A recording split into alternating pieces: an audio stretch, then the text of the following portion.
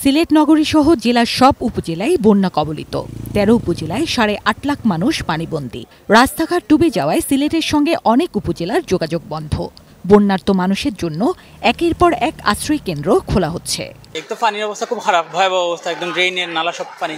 রাত্রে বৃষ্টি হয়েছে না তেমন একটা, বর্তমানে যে বৃষ্টি হয় সেই অনুযায়ীও পানি হওয়ার কথা আছে না, বাট মনোহর পাহাড়ি ডল বা এই কারণে পানিটা বেশি বৃদ্ধি পায়। আমাদের নদী খনন করতে হইব।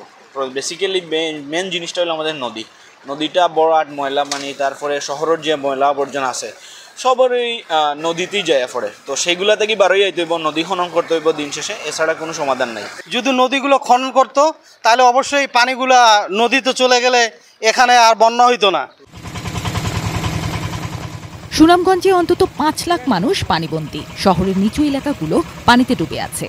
বাসাবাড়ি, দোকানপাটেও পানি। এখনও প্রয়োজনীয় ত্রাণ সামগ্রী পাননি দুর্গত মানুষজন। ফলে দুর্ভোগে মানবেতর অবস্থায় পড়েছেন তারা। শুকনা খাবারও পাইছি না, চাল ডাইলও পাইছি না, তেলও পাইছি না। আমরা কিভাবে বাঁচতাম খাইয়া? আপনারা আমরা সহযোগিতা করুন। খাইব বাচ্চা কাচ্চারা লিয়া চলমু বা গাড়ি ঘোড়া চালাইনি, যাতে কোনো কুদরত নাই বুঝি ওরা খাওয়ার মতো যে অবস্থা পানি বাইরিয়া, এখন তো মরে যাওয়ার অবস্থা। কেউ আমাদেরকে সাহায্যের হাত বাড়ায়নি। আমরা পরনের যে চিরা কাপড় আছে সেই কাপড় নিয়েই আছি। শুকনা কানি আমাদের জন্য কেউ নিয়ে আসেনি, আমরা খাইতে পারি না।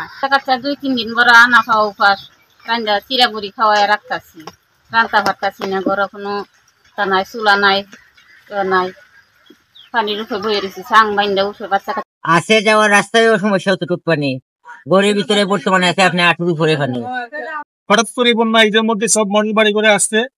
আজকে ১৯ তারিখ ২০ তারিখ অফিস খোলা, আমরা অফিসে যেতে পারতেছি না, ঘর থেকে বেরোতে পারতেছি না। আমরা গাড়ি ঘোড়া নিয়ে বাড়িতে পারতেছি না, গাড়ি ঘোড়া পানির স্থলে খাওয়া খাদ্য অনেক সমস্যা হইতেছে, যেমন রান্না টান্না অনেক সমস্যা হইতেছে, মানুষ চলাফেরা করতে অনেক সমস্যা হইতেছে। মৌলভীবাজারে বন্যা আক্রান্ত হয়েছে জেলা সদর সহ ৭ উপজেলা। পানিবন্দী অন্তত ৩ লাখ মানুষ। সড়কগুলো সব প্লাবিত, ফলে উপজেলাগুলো যোগাযোগ বিচ্ছিন্ন।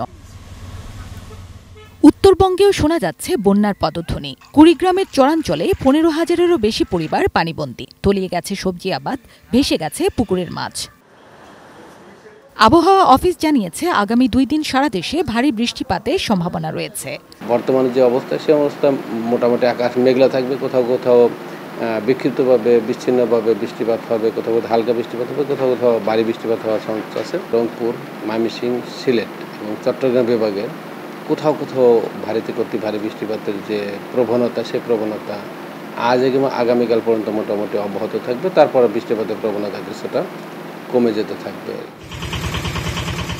জিনিয়া ইসলাম, ডেস্ক রিপোর্ট, ATN নিউজ।